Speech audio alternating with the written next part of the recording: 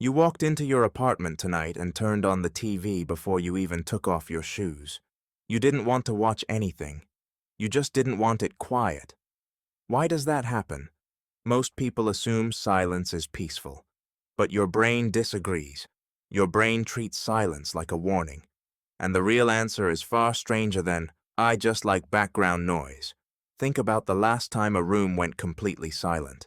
Maybe a teacher stopped talking mid-sentence. Maybe the fridge hum cut out at 3 a.m. Your body reacted before your mind caught up. Your shoulders tensed. Your ears seemed to stretch, searching. That is not a modern glitch. That is a 300,000-year-old alarm system, still wired into you, still running in the background of every quiet moment you've ever had. For nearly all of human history, silence did not mean safety. It meant something had stopped. The insects stopped chirping. The birds stopped calling. The forest went still because a predator had entered it. Your ancestors who ignored that silence did not get a second chance to learn from it. The ones who survived were the ones whose bodies screamed at them the instant the noise dropped out. You are descended from the nervous systems that took silence seriously. Every single one of them.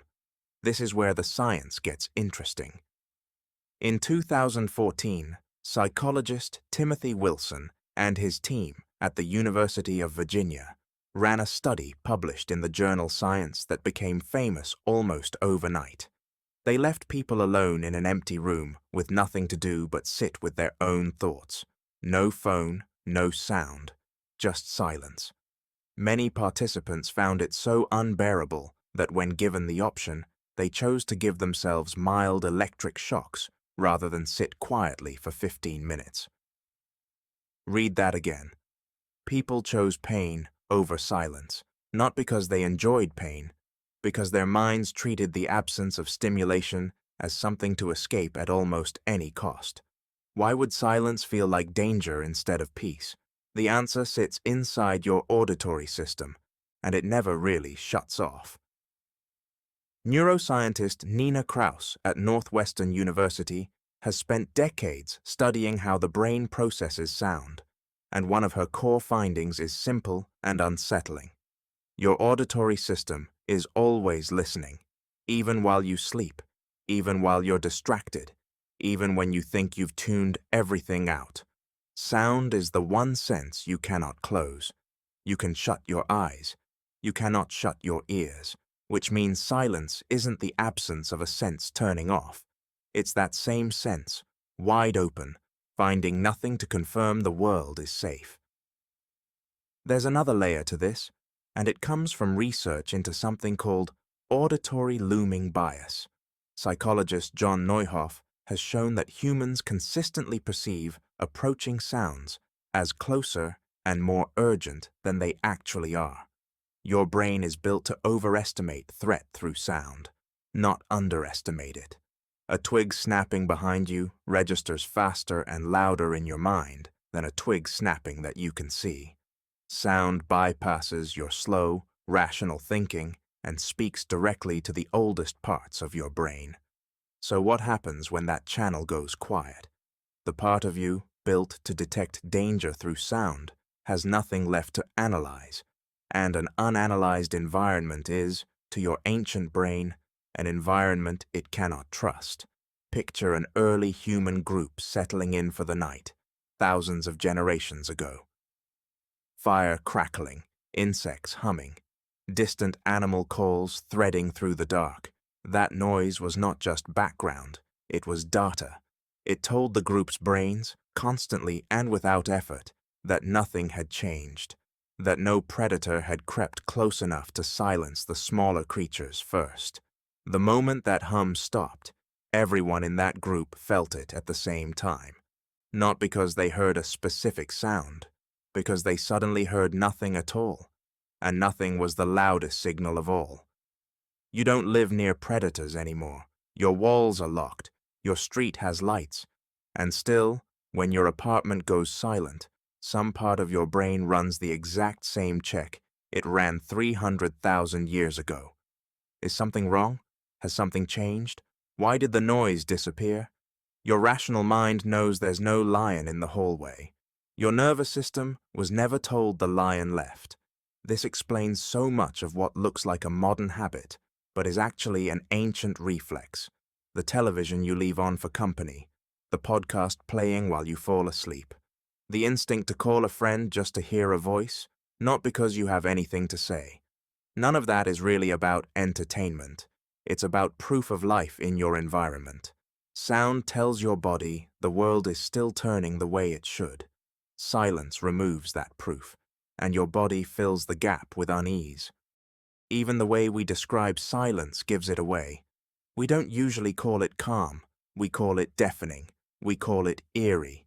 We say a silence fell over a room, like something dropped, like weight arrived rather than left. Language remembers what your biology remembers, even when your conscious mind has moved on.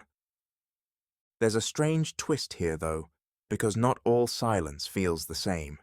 Sit in a quiet library, and it feels fine.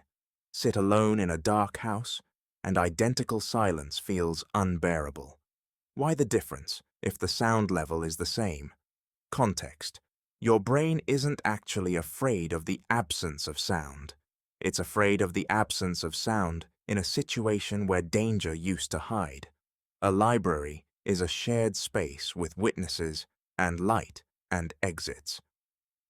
A dark house at night mirrors, almost exactly, the conditions your ancestors' alarm system evolved to flag. Same silence, completely different threat calculation, running underneath your awareness the entire time. This is also why total sensory deprivation, floating in total darkness and total silence, can feel disorienting or even frightening to people who try it, even when they know intellectually that they are completely safe. Your ancient alarm system doesn't check your intellect first. It checks the raw data. No sound, no light, no confirmation. And it responds the way it was built to respond, long before locks and light switches and flotation tanks existed. So the next time silence makes you reach for your phone, or turn on a show you're not even watching, or call someone just to hear them talk, you're not being anxious for no reason. You're not weak-willed or addicted to noise. You're running a very old, very effective survival program that once meant the difference between waking up and not waking up at all. It kept your ancestors alive long enough to have children, who eventually had you. It doesn't know the danger is gone. It only knows what silence used to mean. Consider how this plays out in a hospital, of all places. Nurses have long known that a patient's room going suddenly silent is more alarming than one filled with beeping monitors. The beeping means the machines are working. The silence means something stopped working, or worse, that a machine has failed rather than the patient having improved. Hospitals are full of sound for a reason that has nothing to do with comfort. Constant noise is constant confirmation. Take it away, and even trained professionals feel the same ancient unease you feel in your own living room at midnight.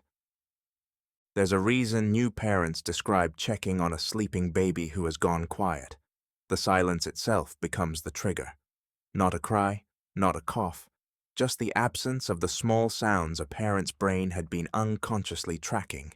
A baby that stops making noise gets checked on immediately, while a baby that fusses and grumbles is often left alone to settle. Silence, again, reads as the more urgent signal. Your instincts were shaped by millions of years where quiet infants and quiet nights were the ones worth worrying about, and that wiring didn't disappear just because you now own a baby monitor. Even animals studied by researchers show this same pattern, which tells you how deep the wiring goes. Field biologists tracking primates in the wild have long used a simple method to detect approaching predators. They don't watch for movement in the trees. They listen for the birds and insects to fall silent. When an entire forest goes quiet at once, trained observers know to freeze immediately because that stillness has predicted danger more reliably than almost any other single cue. If professional researchers rely on silence as their warning system today, it should come as no surprise that your own body still treats it the exact same way. Now think about how modern life exploits this ancient wiring without you ever realizing it. Streaming platforms autoplay the next episode before silence has a chance to settle in.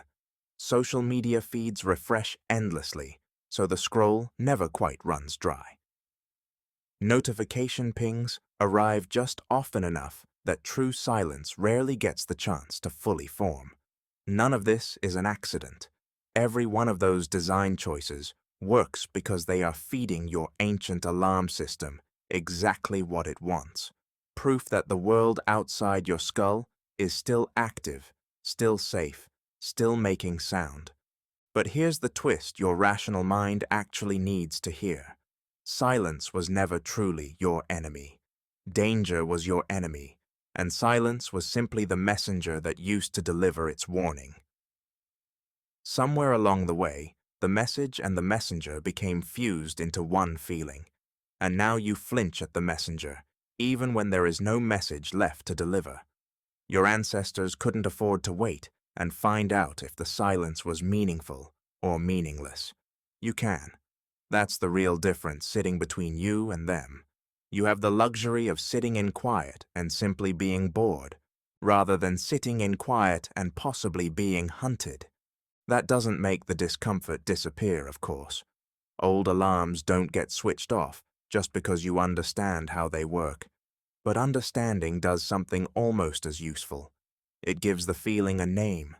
Instead of a vague unease with no clear source, you now know precisely where it comes from, and precisely how old it is. That alone tends to loosen its grip, even slightly, the next time a room goes quiet around you. Maybe that changes how you hear quiet the next time it arrives. Maybe instead of reaching for the remote out of habit, you notice the tension for what it actually is. An alarm with nothing left to alarm about, still faithfully doing its job. Tonight, when the room goes quiet again, you won't just feel uneasy for no reason. You'll know exactly whose voice that unease belongs to, and just how far back it started.